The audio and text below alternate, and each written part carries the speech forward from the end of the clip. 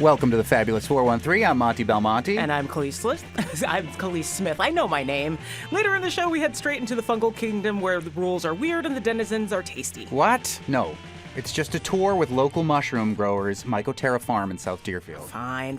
But we'll also have a conversation with Kari Kastango, who has just completed swimming the entirety of the Connecticut River. She'll be joined by the new director of the Connecticut River Conservancy, Rebecca Todd. Our first guest is Holly Black, the #1 New York Times best-selling author of over 30 fantasy novels for kids and teens. She has been a finalist for an Eisner Award and the Lodestar Award, a recipient of the How do you say that one? That award you want?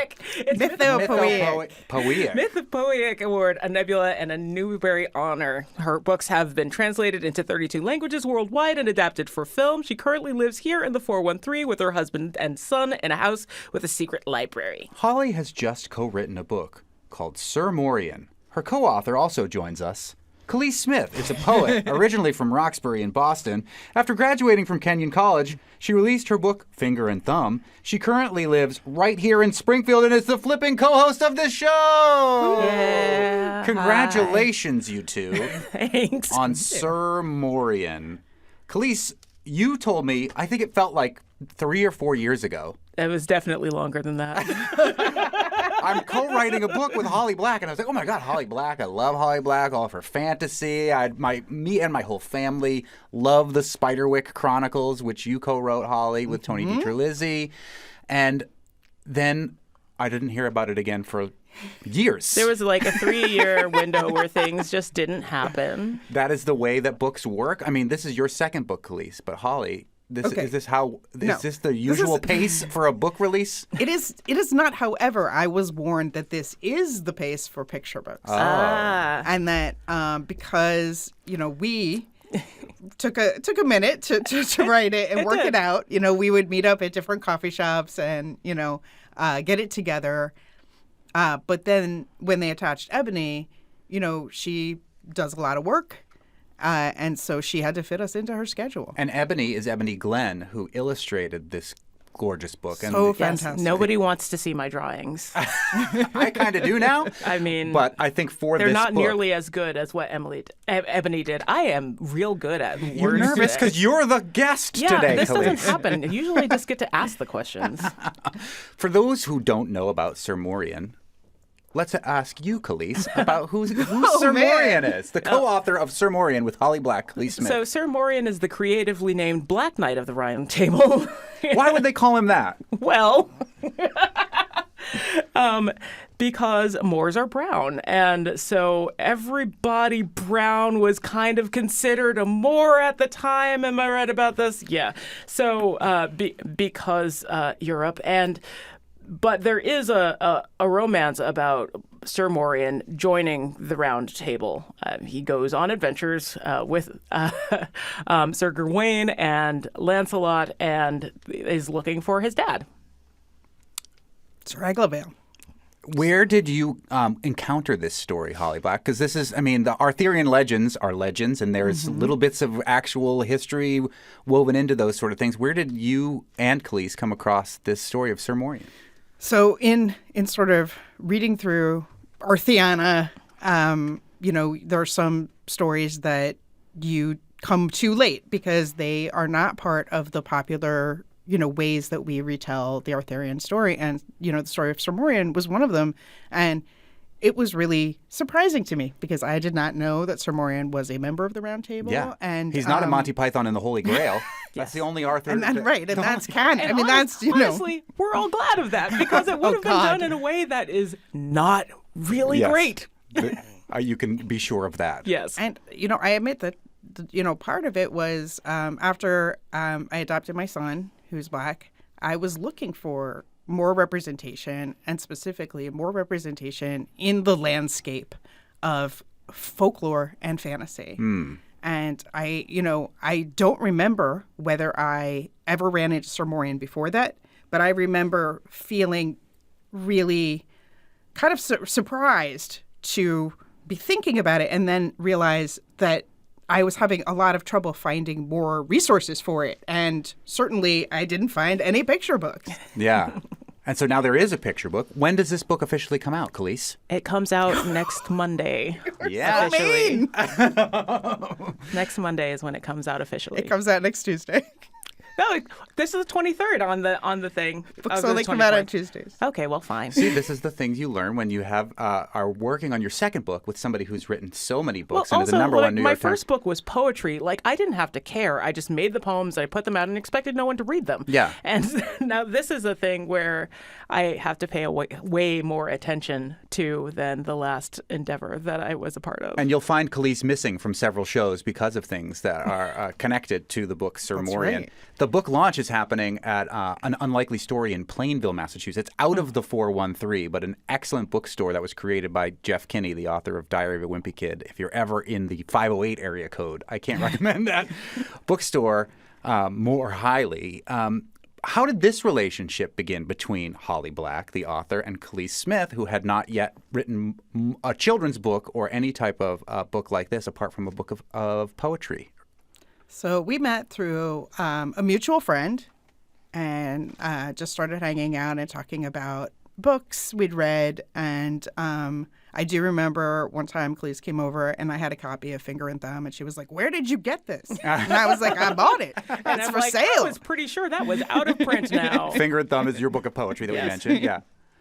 And that's where the creative relationship started to begin? Or how did it germinate that you two wanted to write this particular book together? So Holly approached me and asked if I would work on adapting this story for as a children's book, and I like a challenge, so I was like, sure, that seems real fun.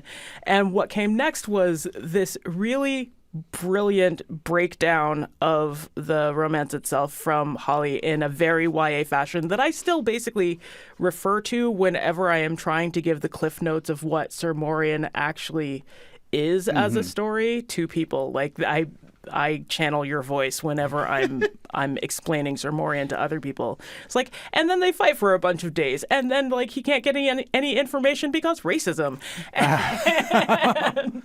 But yeah, so I agreed to work on it with her, and we just kept meeting at coffee shops, like you said, and to get it tight and change the language to be something that was way more accessible than Arthurian English.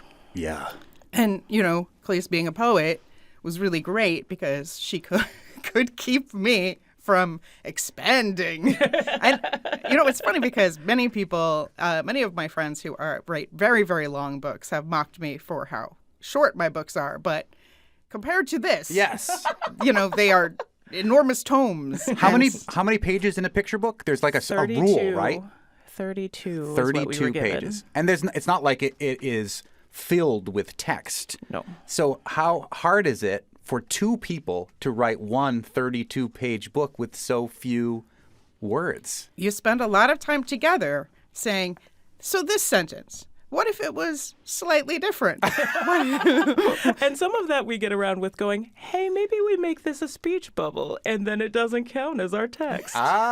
Because are like the publishers saying don't put too many words in this picture book? Like, is there a formula to how many words should be in a picture book geared towards kids this There's age? not a formula. Yeah, I don't think there is. But it has changed over the years. Picture books used to be much more text heavy. And the age of the picture book reader used to be a lot older. And it's interesting, it has become a much younger form and a much shorter form. And in part, I think some of that has to do with parents reading to kids at night. Yeah. They We gotta want to get this be thing able over to get with. I right. already They read want it to 17 be times able to get through it at a reasonable clip. This sounds like maybe experience. Yes. We're speaking with the #1 New York Times bestselling author, Holly Black, and our very own Khalees Smith from the Fabulous 413, who have co-authored this book, which will come out next Tuesday, because now I know that's when books come out, just like when records used to come out, but now they come out on Fridays. Right. Sir Morien, The Legend of a Knight of the Round Table. It's illustrated beautifully by Ebony Glenn. For some reason, it reminds me of like 90s animation and also Dragon Slayer, the video game. The illustrations in this. That's a good Venn diagram. Yeah, I don't know That's why. great. That's what it jumps out to me. And it is about a so-called Black Knight of the Round Table who was a Moor and loosely based in Arthurian legends, which may or may not be true to a certain degree or not. Hard to tell. But what I love about this is it's clear that your hero is black. But it's not a huge tenet of the storyline. Is that by design, where it's just about seeing yourself in this book rather than having to overcome the trials and tribulations of racism explicitly? I think yes, in no small part because the part of the text where he encounters problems because of his race, we just had to wholeheartedly like cut out. Like it's a little complicated for the age group in the way that we need to approach it. And so it's just easier to be like, no, he's just brown. Hey. What did you encounter when doing the research about this character, Sir Morien, that were some of the racist things that he did encounter in this time frame? So what we did was sort of scoop out the middle of the story. Yeah. Because it's a slightly complicated story. And we told everything that happens in this book happens in the romance, as Cleese was saying, which is what they call them, even though they're not necessarily romantic in the way we think of them. Right. But his story is one specific story, and he is hanging out with his new knight friends, and then they get to a crossroads, and they split up, and they have 3 different adventures. Mm-hmm. And essentially, Sir Morien is the only one who chooses the correct path. Yes. But unfortunately, for a picture book, the correct path is he doesn't wind up in a huge fight with somebody. So the other 2 knights make disastrous mistakes. Sir Morien goes to town where he encounters racism in the form of not being allowed into a place. He gets super hungry, and he cannot get food. Like no one will. And he is as a young man, when he gets hungry, he gets hangry. Yes.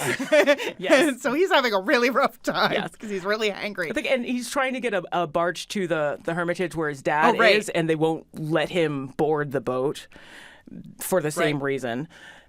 And then and so he runs back he saves one of them. I don't remember which one. He saves one. Gawain first, right? Because Gawain has gotten himself into some terrible trouble sleeping with the wrong person and angering an entire town. You can see why we didn't put this in the picture, but and then they have to go rescue Lancelot from a terrible fight he's gotten into with a beast because Lancelot just goes off and fights beasts. That's what he does. But this one was a little bit more than he could handle.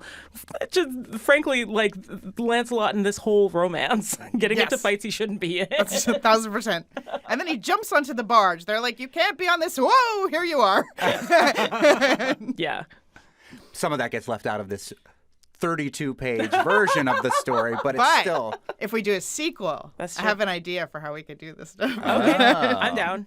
What about expanding it into more of a YA type situation? Are there any appropriate books for kids who are teenagers in today's contemporary world that talk about Sir Morien, this knight of the Round Table who was black?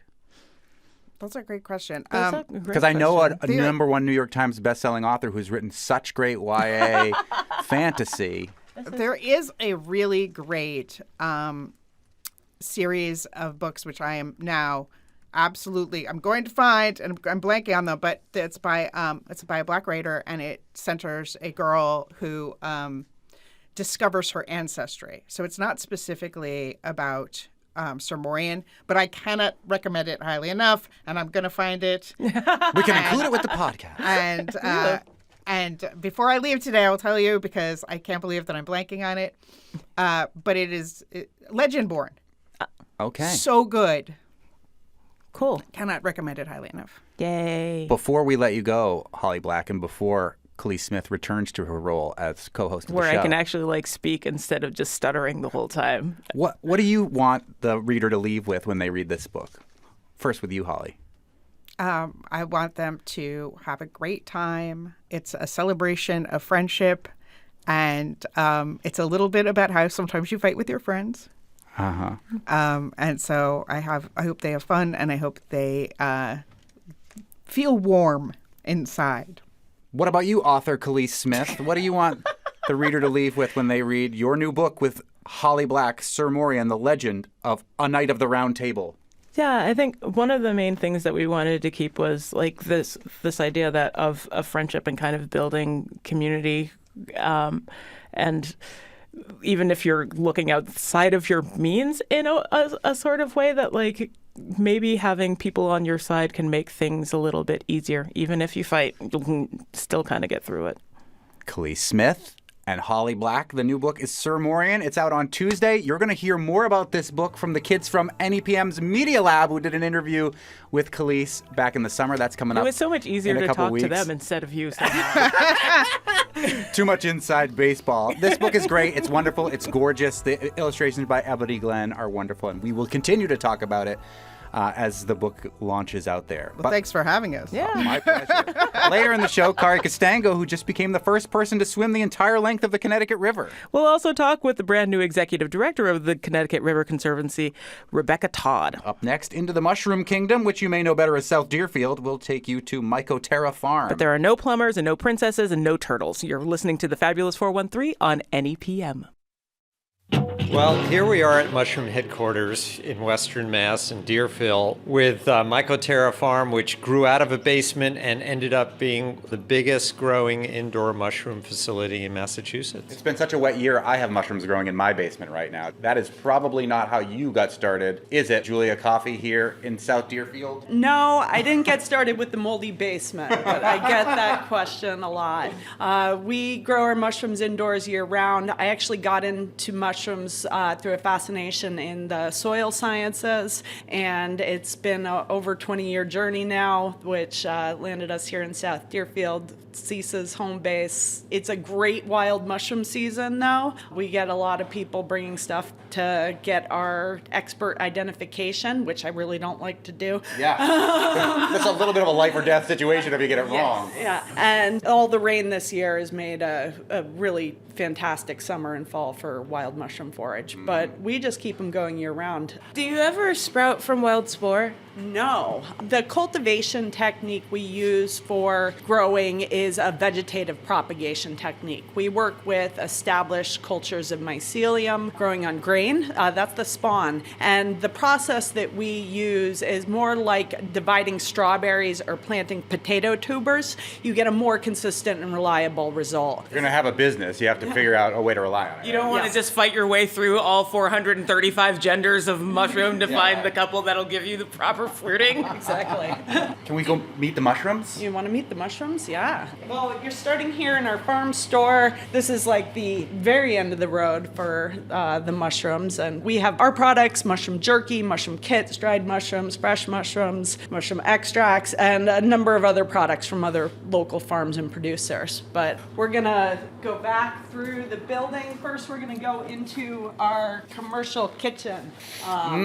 This Smells good in here. The kitchen was funded by the Food Security Infrastructure Grant. We use it for our value-added processing, and we make it available for other local producers, food carts, farms. Is that why there's a bunch of food trucks parked outside? Exactly. That's where they live when they're not out serving us. They live here at Mycoterra. All right, we're going to continue through. This is some dry storage area and home of mass food delivery. In addition to Mycoterra Farm, I run mass food delivery. We established it during the pandemic to be able to continue to connect our products with our customers, and we source products from local farms and producers throughout Massachusetts. Here we go behind this giant door. We're going through mass food deliveries, walk-in cooler real quick. We have a lot of different environments here. Yeah, right. Going to totally throw off It's your cold now. equilibrium. It smells mushroomy in this room. There's always a lot of smells here. It is a farm. Right here, we are preparing our substrate. The substrate is the mushroom's food. It's growing habitat. In this ribbon mixer, we're mixing hardwood sawdust with, it looks like we're doing shiitake substrate today, so that's getting supplemented with wheat bran. We adjust the moisture content, and then we bag the material into a specialized autoclavable plastic bag that's outfitted inside with the little filter patch that filters out contaminants down to 0.2 microns, but allows gas exchange. The mycelium, the vegetative part of the mushroom life cycle, breathes oxygen and respires carbon dioxide. So it does need fresh air, but that filter patch is really important in keeping out competitors. So mushrooms are like people because they breathe oxygen and exhale carbon dioxide? yeah, actually the fungal kingdom and the animal Is that kingdom. where Mario and Luigi try to... Your princess is in another castle? The mushroom kingdom and the fungal kingdom have a more recent common ancestor than any other kingdom. So we are more closely related to mushrooms than we are plants, bacteria, viruses, or anything else. Nice. So Or disturbing. Yeah. See or play The Last of Us. Fungus is also like one of those last science frontiers where they're still not quite sure how it works. that's one of the things that really attracted me to the mycology field. I was like young 20s and kind of jaded, and the fact that there are so many undescribed species and their physiology and chemistry, there's still a lot of mystery in the fungal kingdom, and like mystery just keeps life exciting. You don't have to go to space to find aliens. They are both under the sea and under your dirt. Right now, we're mixing the substrate and bagging it. The substrate bags get folded and put on these carts. We cook 900 bags a day. The carts get pushed into our autoclave. It's basically a large pressure cooker. It's 5 feet in diameter and 33 feet long. We're going to fit 10 carts with 90 bags each, and that's going to get sterilized at 20 psi for 4 hours. We're going to go back to that door, and I'm going to take you in to see the lab environment. I feel like a lot of magic happens in there. Now this room smells real mushroomy. Some booties before you cross Oh, this line. we gotta take our shoes off. Here's some booties. It's just like being at home. Shaking my booty. We can see mushrooms happening. Yeah, there's. already. Yeah, tell us what's happening in this room that we just put the So- booties on. What we're seeing look like giant bags of dirt with little mushrooms poking out of them. And some of them look like shiitakes, and some of them look like king trumpet. These are all shiitakes in here. So we call this our lab anteroom. It's basically a staging room for the fully colonized material that's ready to go out to the greenhouses. What you're looking at here are things that started to auto-fruit or began fruiting in the lab. We don't want them fruiting in there. So these are getting pulled to move out, and they've gotten a little ahead of us. And So, are you still gonna be able to use these? oh yeah, we can still grow from them. We'll remove the mushrooms that formed inside the bag when we get them started. And that's like deadheading a petunia or plant in the garden. If you remove the fruits that are on there, it redirects the energy into the viable crop. So now we can cross this line. Here's another room filled with thousands of bags of substrate, which looks like dirt.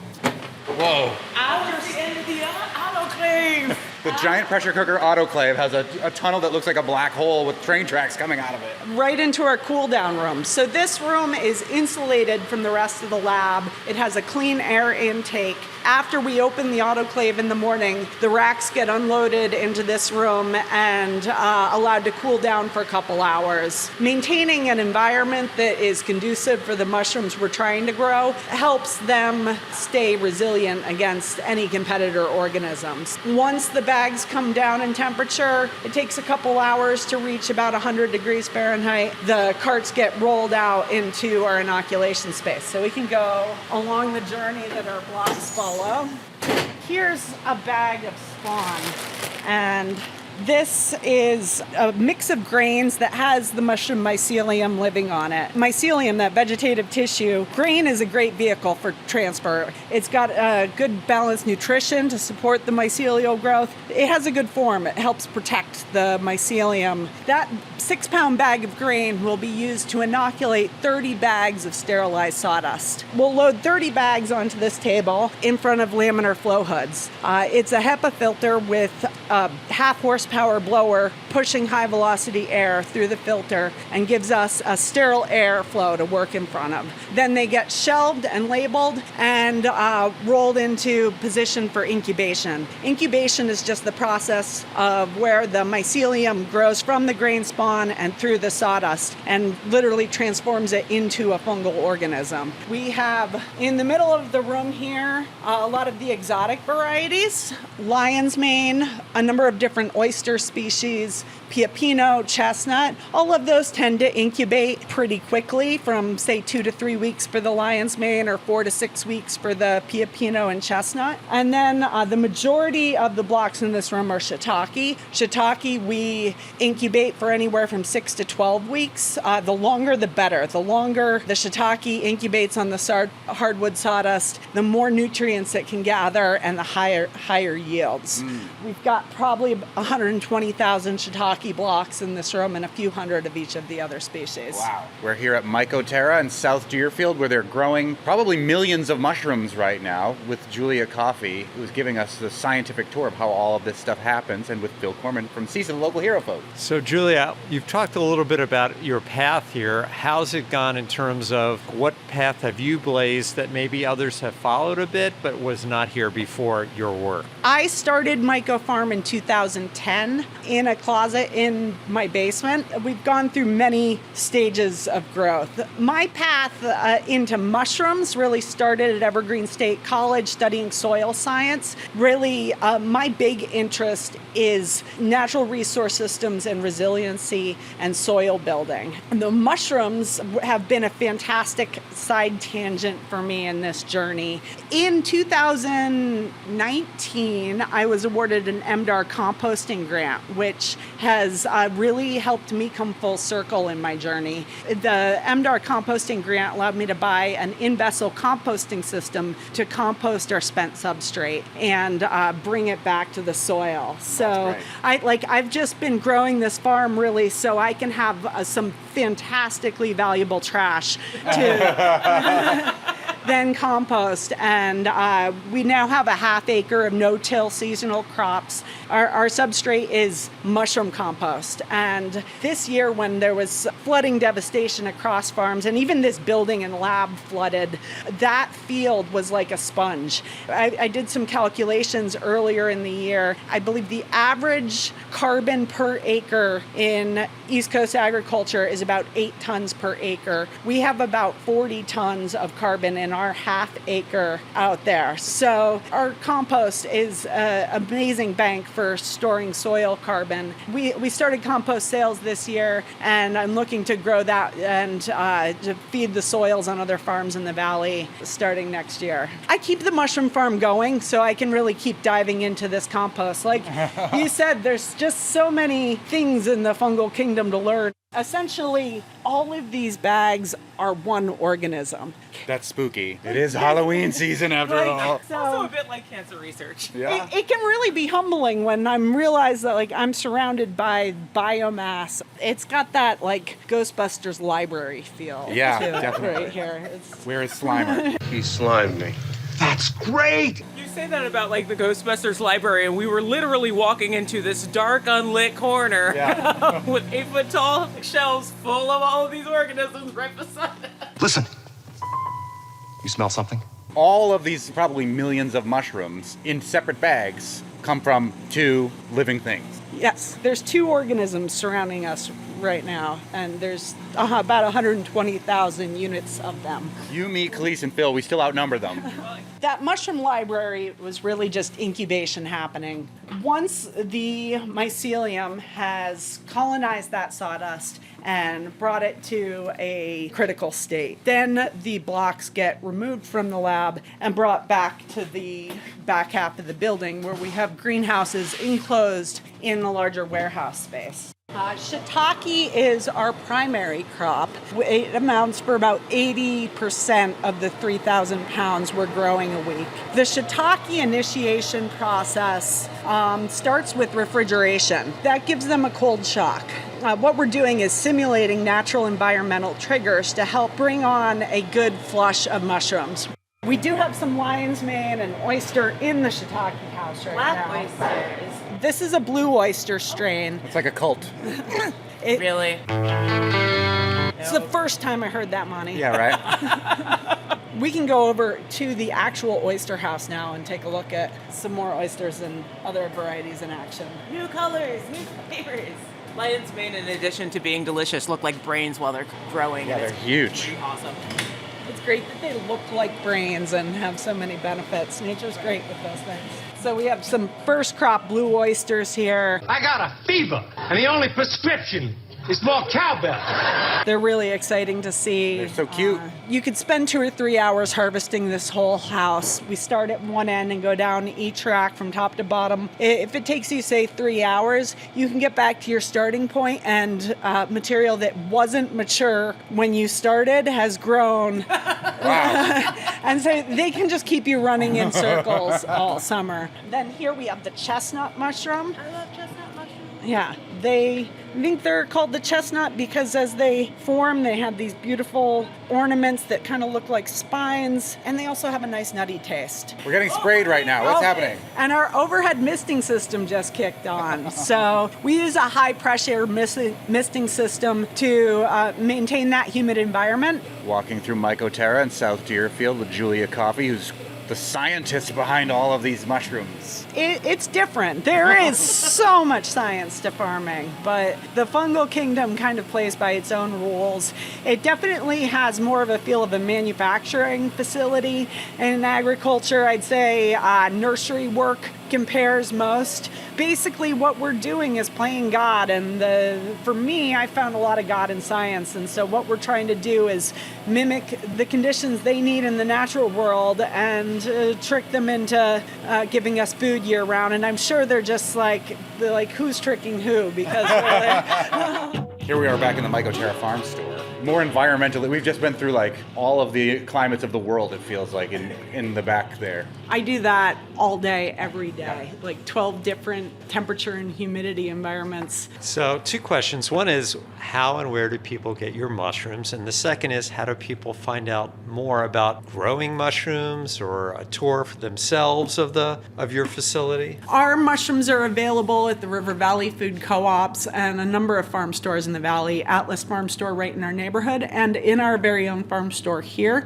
This month we have a couple events coming up. On the 26th, we'll actually be hosting CISA here for a farm tour. We will be offering our tour on a sliding scale for donations to the Farm Resiliency Fund, and donations over $25, folks will be able to take home one of our mushroom growing kits. So cool. One of those blocks that you saw in the lab, you can take home and grow your own at home. Then on the 28th, we will be doing a mushroom growing workshop at Gardener's Supply in Hadley. We'll be going over all of our mushroom kits and log inoculation practices. So if folks really find they want to take a dive into mushroom growing, there'll be a great opportunity there. Growing your own mushrooms is really fun. Have you done it? I've done it. Yeah. Yeah. Did you do it in a closet in your basement?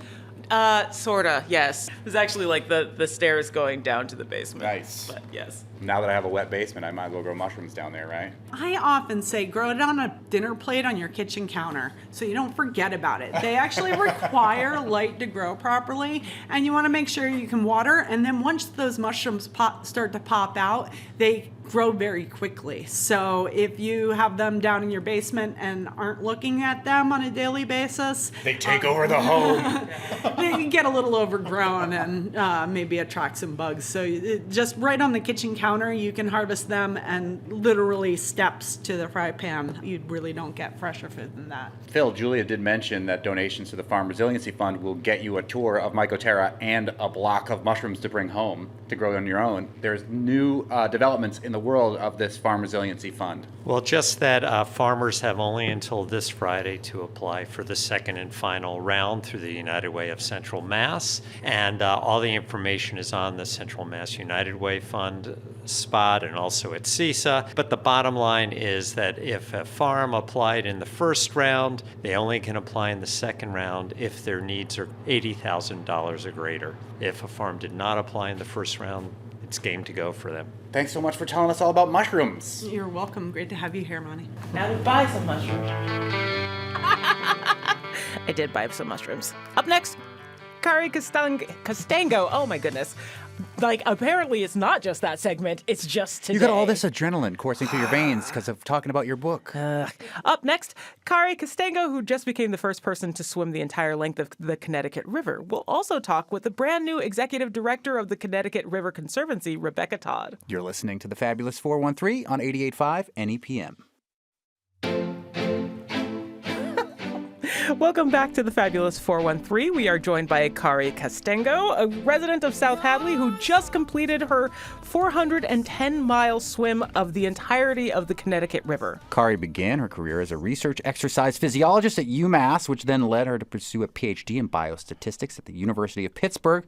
She also serves on the board of the Connecticut River Conservancy. And speaking of that organization, we're also joined by the brand new executive director of the Connecticut River Conservancy, Rebecca Todd. Thanks for joining us. Yeah, thank you both Thanks for for coming having in. us. There's a great story, first of all, Rebecca Todd today in the Greenfield Recorder about you and taking over that organization. We'll hear a little bit more about that in a bit. But the big story this weekend, after years of swimming, but not consecutively. Correct. Yeah, because that would just be you'd get Well, prune hands. the years are consecutive, but not the swimming. Yeah, you stopped in between. 410 miles swimming the entirety of the length of the Connecticut River. The first person to do this? Yes, as that we know of, yes. Right. And is this been like chronicled by like the Guinness Book of World Records or anything like that? Did you attempt? I know there's hoops you have to jump through if you want to get into that Book of World Records, but Well, the thing is, I don't want to be in the Book of World Records because this whole swim hasn't been about conquering the river or setting goals. It's been about creating a relationship with the river and having connection. Tell me about where this idea came from and why.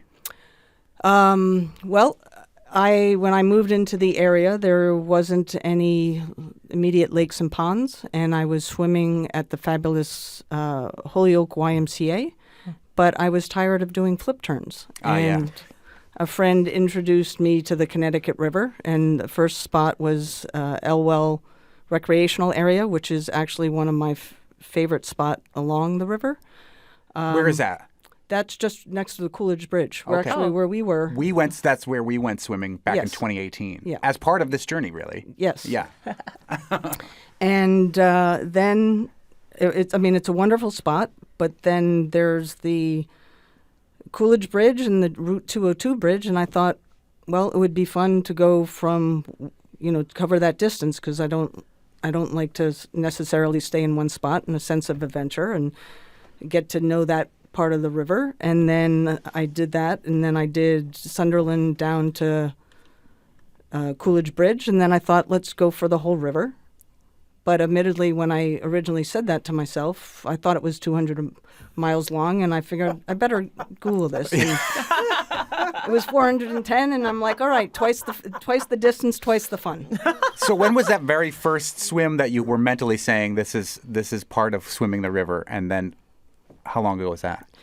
Well, technically, that was in 2018. Uh-huh. However, I opted to re-swim what I swam in 2018 to be able to swim with 7 Norwegian coins, which, as I'm showing to you here right now, I just have 3 left because I've given 4 away.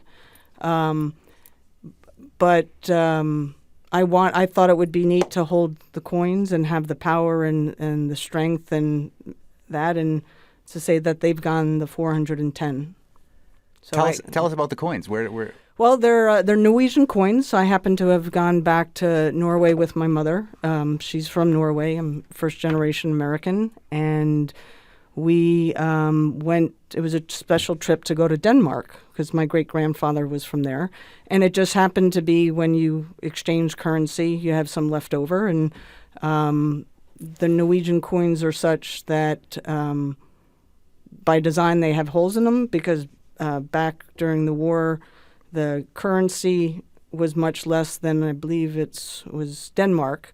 And in order to be able to distinguish the coins, just much like the Canadian quarter and the U.S. quarter, holes were put in the Norwegian coins so they can make the difference. And it just a symbol of my family heritage. I'm also part Ukraine, the Baltic area, and they help motivate me because at times when things got tough, it's like we got to go get the coins down the river. Call upon your ancestors to help guide exactly. you. Indeed. What was the most difficult section of the route to do? Well, that's an interesting question. I mean, what popped up in my head from one perspective is logistics. This past year, I pretty much had majority of work, all the distance was at least a 3.5-hour drive one way. So just getting up there physically and then not knowing that section of the river intimately made it somewhat challenging. However, Tim Lewis, who's been phenomenal, and he's paddled the entire river, has been a tremendous resource and a great friend for me. He kind of kept an eye on you while you were swimming to make sure that you were safe, right? Correct. Both of you are board members of the Connecticut River Conservancy as well? Yes. So this was done not only for your own, self-actualization or for fun, but to draw awareness to the work of the Connecticut River Conservancy and your volunteerism on the board? Absolutely. And actually, it was just this past June that I became a trustee. Nice. Yeah. And Tim, how long is he, your boatman, has been involved with the Connecticut River Conservancy?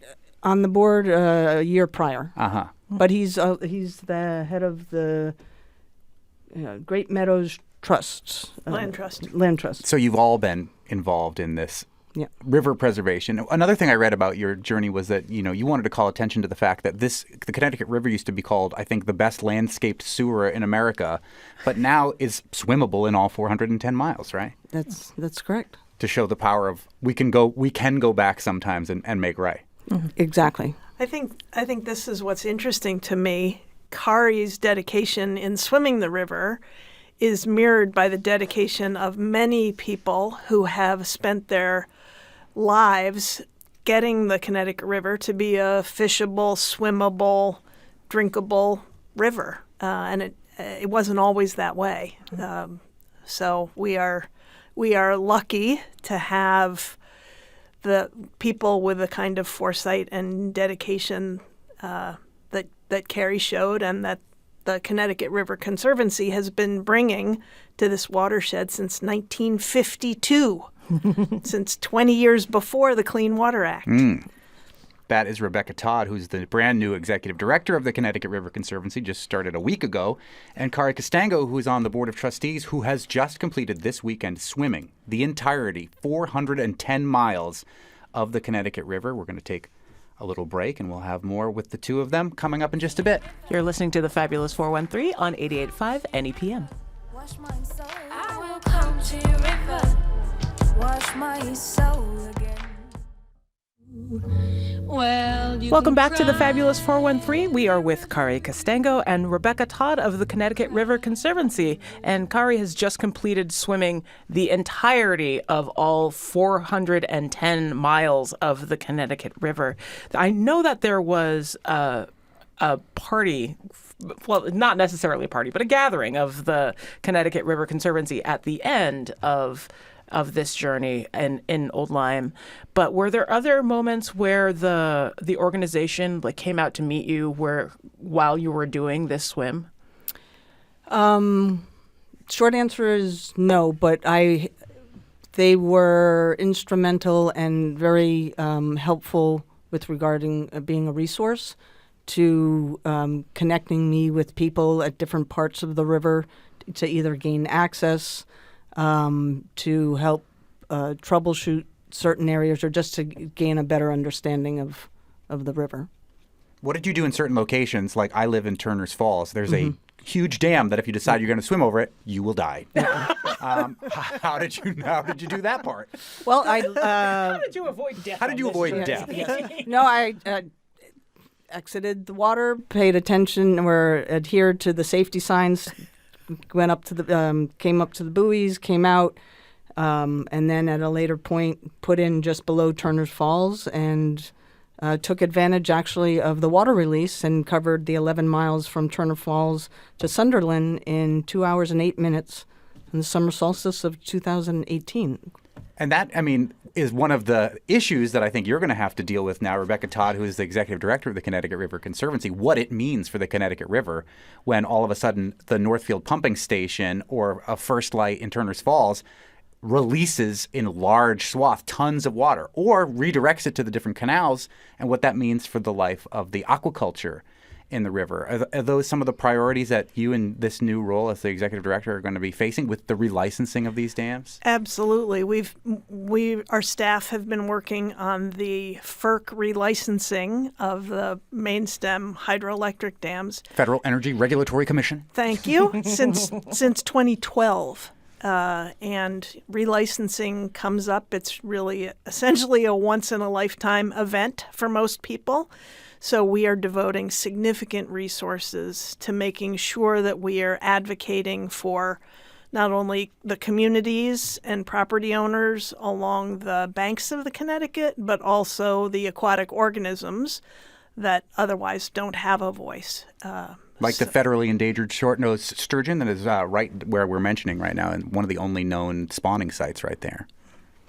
And I'm sorry, and it's every 40 to 50 years that yes, these licenses is when come up? is when relicensing happens. So we are friends. We are in the thick of it, and I'm happy to say that as the newest kid at the conservation at the conservancy, I am blessed with a fantastic staff, and as you can tell by our conversation with Kari this afternoon, tremendously dedicated board. And I want to highlight that Kari's dedication was also inspired and incredibly athletic, and she did it all by herself. She didn't have a corporate sponsor.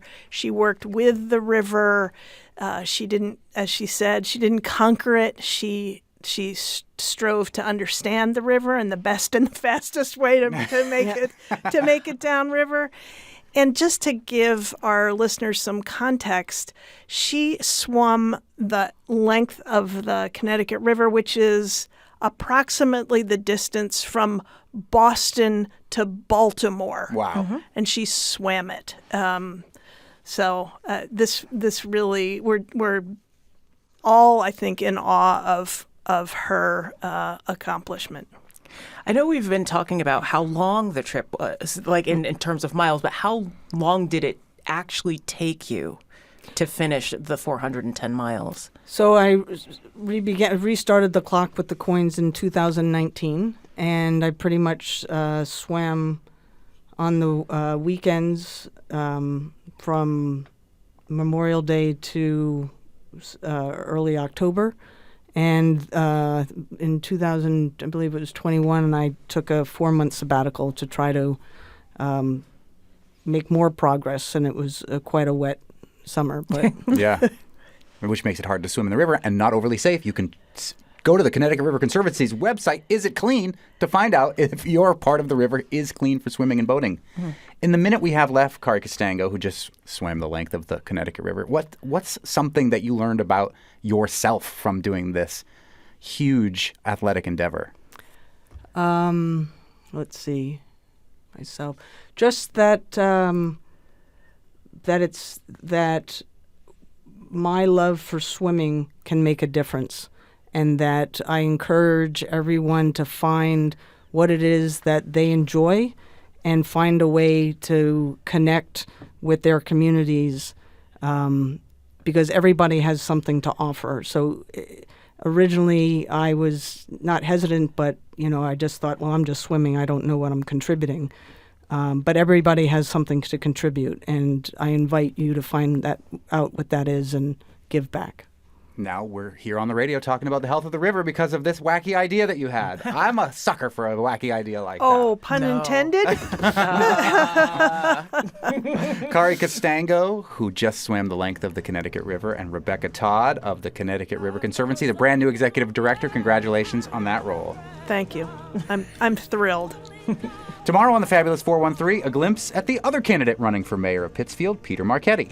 Hampshire College astronomer Dr. Salman Hamid, Mr. Universe, witnesses the first Pakistani to become an astronaut when she flew last week with the space tourism company Virgin Galactic. And the word nerd, Emily Brewster from Greenfield, on Springfield's Noah Webster's successes and failures in changing the way we spell words in U.S. English. He had some good ideas. Not all of them flew. Special thanks to Spouse, Happy Valley Guitar Orchestra, Darling Side, Suitcase Junket, Blue Oyster Cult, Florence and the Machine, Ibeyi, Julie London, and Tina Turner. Our director is Tony Journeyman Juggler Dunn. Our engineers are Betsy, Vinyl, Langto, Phil, Lurkmaster, Flex, Bishop, Kara, Hoping Tomorrow Goes Smoothly, Foster, Bart, Spare Laptop, Conduit, Rankin, and Punk Rude Boy Sharp Cheddar Dubé. I'm Monty Belmonte. I'm Khalees Smith. We'll see you tomorrow on the Fabulous 413.